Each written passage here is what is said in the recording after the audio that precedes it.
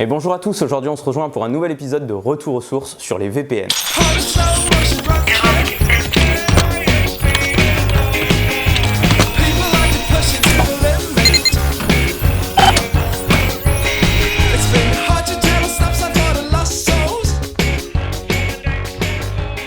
Avant de commencer cette vidéo, à l'heure où je vous parle, on est 4-5 jours après la sortie de comment pirater un réseau Wi-Fi avec un Raspberry.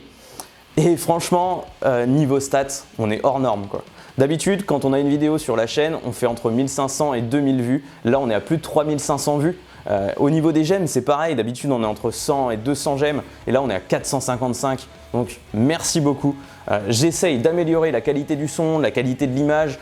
Et franchement, c'est le meilleur des remerciements que le nombre de j'aime et le nombre de vues que j'ai sur les dernières vidéos. Donc, merci. Revenons-en à notre vidéo. Aujourd'hui, on va parler de 3 grands types de VPN. On va parler de leurs forces et de leurs faiblesses, mais on va surtout s'attaquer à la partie technique de ces 3 VPN. Cette vidéo n'est pas du tout sponsorisée et je ne citerai aucun nom de marque. Je vais simplement parler en général de comment fonctionne le VPN. VPN signifie Virtual Private Network, réseau privé virtuel. C'est une technologie qui permet à un utilisateur distant de se connecter de façon sécurisée à un environnement local.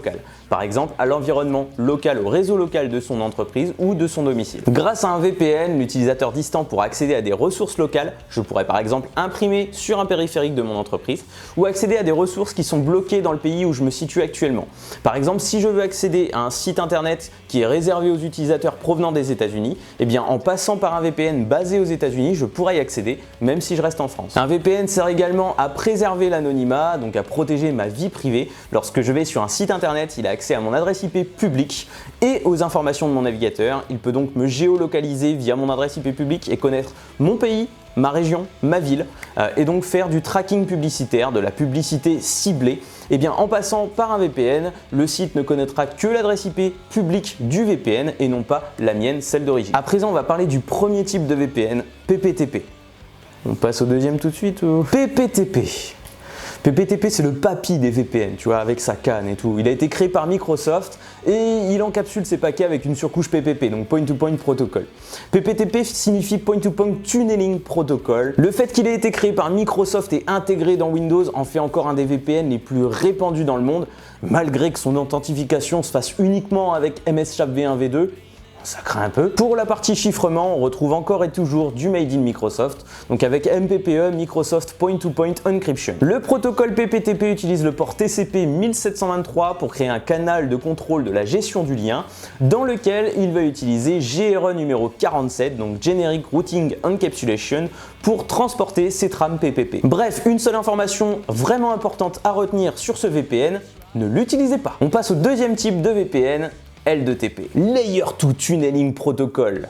En fait, Microsoft, ils n'ont pas vraiment innové. Ils ont repris PPTP avec son encapsulation PPP. Ils ont juste retiré GRE, ils ont mis de l'IPsec. Voilà. Côté chiffrement, donc on est sur l'IPsec qui utilise le protocole ISAC-MP, donc Internet Security Association on Key Management Protocol, qui va créer un canal d'échange de clés, sur les ports UDP 500 et 4500 et de l'IKE, donc Internet Key Exchange, qui comme son nom l'indique va permettre d'échanger les clés dans ce canal. IKE fonctionne selon 2 types d'authentification, soit avec une clé prépartagée, une pre-shared key, soit avec des certificats à l'aide de RSA. Vous l'aurez compris, L2TP est plutôt bien sécurisé, mais extrêmement lent.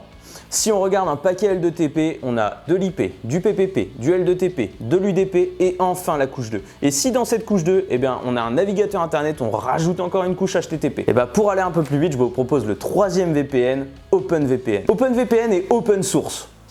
Voilà, j'ai tout dit. Pour son canal de transport, OpenVPN utilise la technologie OpenSSL, donc du SSL v3, TLS v1, pas d'IPsec. Que dire de plus? Par défaut, OpenVPN utilise le port UDP 1194, mais il peut très bien être personnalisé complètement. On peut même utiliser le port TCP 443, donc habituellement utilisé pour de l'HTTPS, et comme ça, bypasser les restrictions des administrateurs de nos clients finaux. Côté chiffrement, c'est à vous de choisir. OpenVPN utilise bon nombre d'algorithmes, on passe par de l'AES, du Blowfish, du TripleDES, du Camellia. À vous de voir. Évidemment, la vitesse de notre VPN dépendra du type d'algorithme qu'on aura choisi, mais généralement, on est beaucoup plus rapide que du L2TP avec son tunnel IPsec. Le point négatif d'OpenVPN, puisqu'il faut bien en trouver un, c'est la nécessité d'installer un logiciel tiers sur le poste de notre client, puisque OpenVPN, pour sa partie authentification, va utiliser des certificats et non une clé prépartagée. Donc ici, pas de pré-shared key. Certains périphériques pourront donc ne pas être compatibles avec OpenVPN. Ce sera vraiment un truc très rare. Bref, en conclusion, libre à vous de choisir le type de VPN qui vous conviendra le mieux. Côté sécurité, optez pour des clés de chiffrement en 256 bits qui garantiront une meilleure sécurité que du 128 bits. Bref, j'espère que cette vidéo vous aura plu. Si c'est le cas, n'hésitez pas à mettre un petit pouce bleu, à vous abonner à la chaîne si ce n'est pas déjà fait. Je vous encourage également à actionner la cloche des notifications pour ne rien rater des prochains tutoriels. Moi, je vous dis à très vite pour de nouvelles vidéos et d'ici là, portez-vous bien.